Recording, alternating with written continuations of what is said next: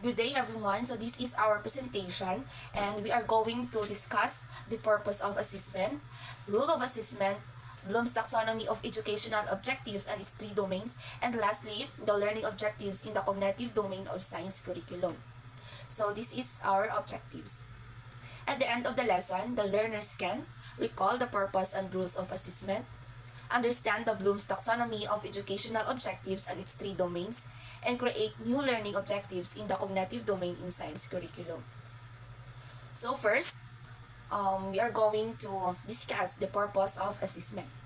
So, dito, sa layuning ito yung ginagamit upang suriin, sukatin at dokumentahin ang pagiging handa ng isang mag-aaral sa akademiko, sa pag-unlad sa pag-aaral at pagkamit ng mga kasanayan o pangangailangan sa edukasyon ng mga mag-aaral. So, ang halimbawa nito ay ng purpose of assessment. Ay ang mga guro ay nagbibigay ng mga pagsusulit o proyekto at iba pang mga aktibidad upang masuri ang kakayahan at kaalaman ng mga mag-aaral. Ang mga resulta ng pagsusuri ay ginagamit upang matukoy kung anong aspeto ng pag-aaral ang kailangan mapabuti at kung paano ito maaaring gawin, no?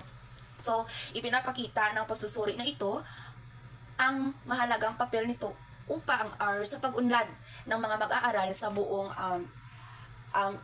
edukasyon. So now, let's move on to the rule of assessment in education. So yung assessment is nagpi-play siya ng mga vital or mga crucial role in improving teaching and learning in learning process natin. So also, yung assessment is tumutulong siya sa mga teachers ma-identify yung mga students, mga strengths at mga weaknesses. Also, it's allowing them or teachers para ma-tailor yung mga instructions accordingly. So, di ba, kapag na-target na natin yung strengths at saka weaknesses ng isang student, mas mapapadali na sa atin na identify kung paano natin sila matulungan in learning process. Also, yung assessment is nagpro-provide siya ng mga feedback sa mga students and nakakatulong ang assessment para mas maintindihan ang mga progress and areas of improvements ng mga students. Lastly, yung assessment is nag-help siya para ma-align yung assessment na ibibigay natin sa students, yung ibibigay natin ng mga assessment methods para sa mga learning targets natin o yung mga learning objectives natin.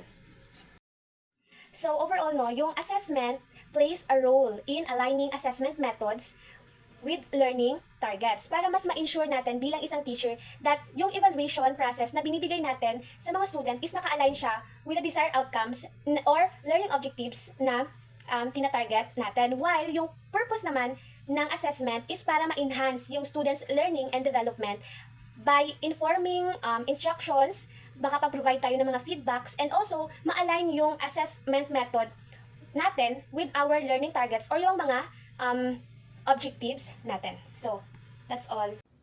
So, good day everyone. We are done with the purpose of assessment, role of assessment, and let us move on to the Bloom's taxonomy of educational objectives and its three domains. So, let us discuss. Bloom's taxonomy is a framework that categorizes educational objectives into three domains. Number 1, cognitive, number 2, affective, and number 3, psychomotor. So, the cognitive domain focuses on intellectual skills and knowledge acquisition. It includes 6 levels of cognitive processes: remembering, understanding, applying, analyzing, evaluating, and creating. One of the levels within the cognitive domain of Bloom's taxonomy is create, which represents the highest level of cognitive skills. At this level, learners are able to generate new ideas, products, or perspectives by combining existing knowledge and skills in a creative or original way. The create level of the cognitive domain requires to demonstrate their ability to apply their knowledge and understanding, analyze information, evaluate different perspectives, and synthesize information in order to produce something entirely new. So, the next domain of Bloom's taxonomy is the affective. It deals with attitudes, values, and emotions. It encompasses 5 levels of emotional and social development: the receiving, responding, valuing, organizing, and characterizing. Affective domain objectives are aimed to promoting personal and social growth, and they involve the learner's emotions, motivations, and attitudes towards the subject matter. One of the example of affective domain in Bloom's taxonomy is when us, future educators, aims to develop empathy to our students. Empathy is the ability to understand and share the feeling of another person rather. This can be fostered through various activities and discussions that encourage students to put themselves in someone else's shoes. The last domain of Bloom's taxonomy is the psychomotor. It involves physical skills and coordination. It consists of 5 levels of motor skills: the perception, set, guide response, mechanism, and complex overt response. One of the examples of psychomotor domain is learning to ride a bicycle. Initially, learners start by building foundation skills such as maintaining balance, pedaling, and steering. They begin with training wheels or the assistance of a parent or instructor. As they become more proficient, they gradually transition to riding independently. This example highlights how the psychomotor domain in Bloom's taxonomy can be applied. It demonstrates the progression from basic motor skills to more advanced physical abilities. The learner's ability to ride a bike provides evidence of their mastery in psychomotor domain as they execute complex movements and manipulate their body in coordinated manner. Bloom's taxonomy helps teachers set clear learning objectives and design appropriate assessments to measure students' achievement in these 3 domains. Since Bloom's taxonomy is a powerful tool that assists teachers in setting learning objectives, it provides framework for designing instructions, sequencing content, fostering critical thinking, and promoting instructional variety. By employing this taxonomy, teachers can enhance their instructional planning and ultimately facilitate meaningful and effective learning experiences for their students.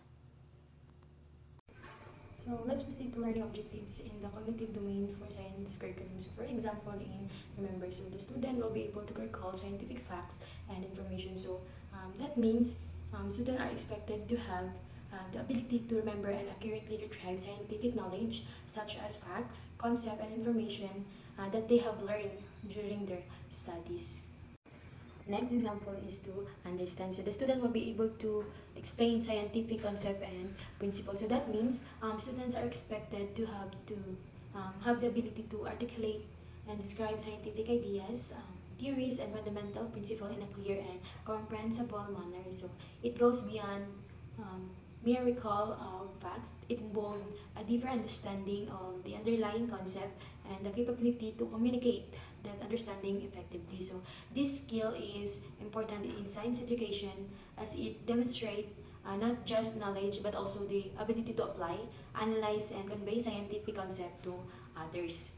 Next, in applies, a student will be able to use scientific knowledge to solve problems and make connections. So that means students are expected to demonstrate their ability to apply the scientific knowledge they have acquired to real-world situation, challenges, and scenarios. So it involves using their understanding of scientific principle to solve problems, make connection between different concepts, and apply their knowledge in practical concepts. So these skills is essential because it shows the student can transfer their theoretical understanding of science to practical problem solving, which is a fundamental aspect of scientific inquiry and application.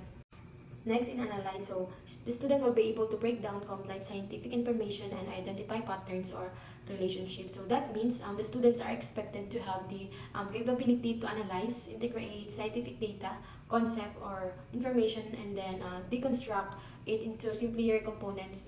Additionally, they should be able to recognize pattern or relationship within this complex information.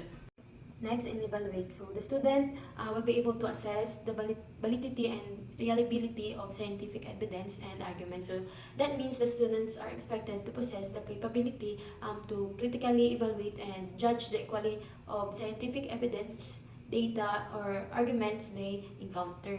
Ideas, hypothesis, or experiment in the field of science. So that means the student will have the capability to create fresh concept, theories, or scientific experiment within the realm of science. So they will possess the skills and knowledge necessary to come up with innovative ideas, formulate hypotheses, and design experiment to explore and test these ideas in the field of science. So that's all for our discussion.